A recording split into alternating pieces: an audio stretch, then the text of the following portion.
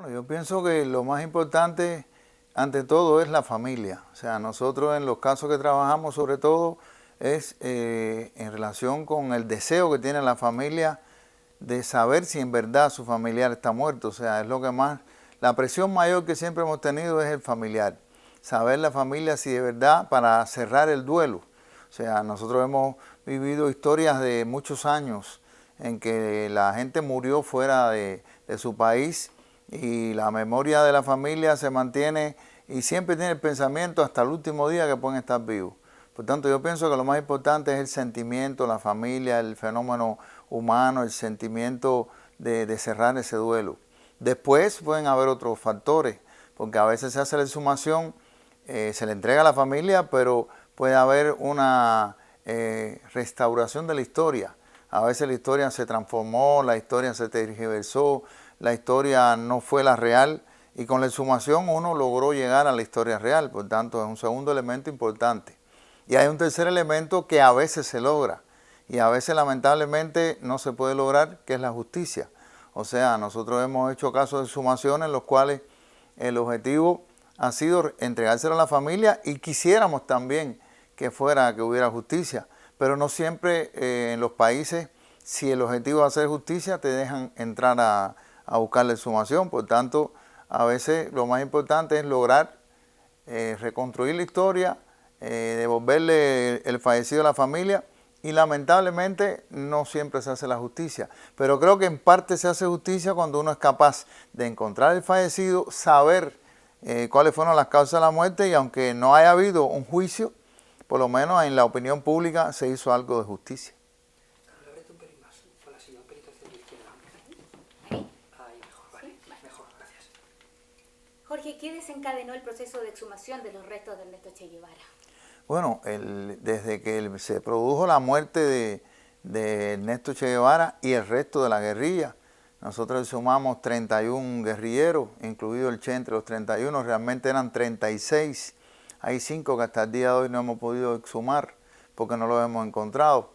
Pero desde el primer momento, la familia cubana, la propia familia boliviana, había una asociación de familiares de desaparecidos. Por tanto, se habían organizado los familiares para tratar de encontrar esos restos, que no son solo los de la guerrilla de Che, hay otras situaciones más que se habían generado en Bolivia que pedían que fueran encontrados los restos.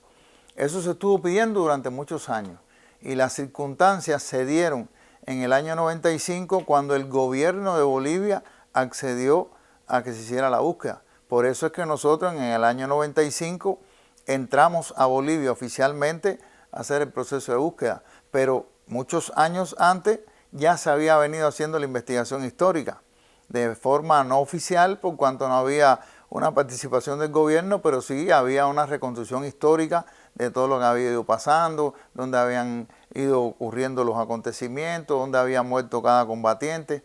Por tanto, la investigación fue precedida, a nuestra llegada fue precedida por todo un conjunto de hechos que se fueron tratando de esclarecer y ya cuando nosotros entramos ya fue el hecho público. Pero reitero, ¿por qué llegamos en ese momento? Porque fue la primera vez que hubo una declaración oficial, en este caso del presidente, que no solo lo declaró, sino que lo llevó a un decreto real. Un decreto real es un documento en el cual él no decía que se buscara, sino que el decreto tenía una redacción un poco complicada, porque decía que se precise la declaración hecha por el general Mario Vargas Salinas y de ser cierta se entreguen los restos a la familia para que se le dé cristiana sepultura. Bueno, ahí no se decía buscar y encontrar, ahí se decía que se viera si era verdad lo que se dijo y cuando se encontraran los restos se le entregaran. En este caso hubo que buscarlo porque no aparecieron como tal en el lugar en que supuestamente se decía que estaban enterrados.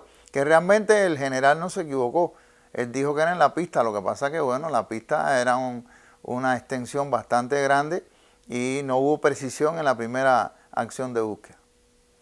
¿Qué cambio se pudo percibir en la sociedad cubana tras la exhumación? Bueno, yo creo que primero el Che era el Che estando vivo y yo creo que sigue siendo el Che aunque físicamente no esté con nosotros. O sea, yo creo que la figura del Che en Cuba y en el mundo estaba bien consolidada, no había necesidad de revivirla. Por tanto, yo creo que en cuanto al Che en particular, y los que lo acompañaban en definitiva era un grupo y como tal se ven, yo pienso que no hubo ningún cambio antes y después del hallazgo. Yo creo que el elemento más importante es que la gente tenga un lugar para rendirle tributo. Nosotros tenemos un caso muy particular en Cuba que se llama el comandante Camilo Cienfuegos, que desapareció en un avión. Y como no se sabe nunca dónde cayó y dónde está, pues bueno, los días 28 de octubre en que se conmemora su muerte, lo que se hace es lanzar lanzar flores al mar. O sea, se lanzan flores al mar porque no se sabe dónde está. El día que encontremos a Camilo, en vez de lanzar flores al mar, pondremos flores en el lugar donde esté. Y eso es lo que pasó. Después que apareció los restos del Che y se hizo, o sea, se colocó, porque el mausoleo estaba construido desde el año 87. No se construyó para eso, era un mausoleo que se había construido en Santa Clara porque fue la última batalla que libró el Che en Cuba. Entonces, la batalla de guerra, porque después libró muchas batallas más en el campo económico, del desarrollo del país. Pero en ese momento se construyó ese mausoleo que después fue adaptado. Una vez que nosotros comenzamos el proceso de búsqueda y encontramos los primeros restos, pues bueno, de forma ágil se adaptó el mausoleo para colocar allí los restos del Che y los demás integrantes de la guerrilla. Entonces, ya hoy es un lugar donde la gente va a hacer compromisos, la gente va a rendir tributo, a hacer ceremonias, condecoraciones, elementos. Incluso al lado del mausoleo se construyó entonces un cementerio, que es el cementerio de los que pelearon con él en Cuba. O sea, no solamente los que pelearon, lucharon por la libertad fuera de Cuba, sino los que lucharon junto con él. Entonces la columna Ciro Redondo, que era la que él era el jefe, pues bueno, ahí están todos los guerrilleros. Entonces es quizás algo, o sea, ahí los que aún están vivos saben cuál va a ser su tumba, o sea, están ahí porque todos van a estar juntos, todos pelearon juntos y todos están juntos. Pero en esencia, yo no creo que haya habido un cambio, porque el Che era el Che estando enterrado en Bolivia y estando ahora enterrado en Cuba.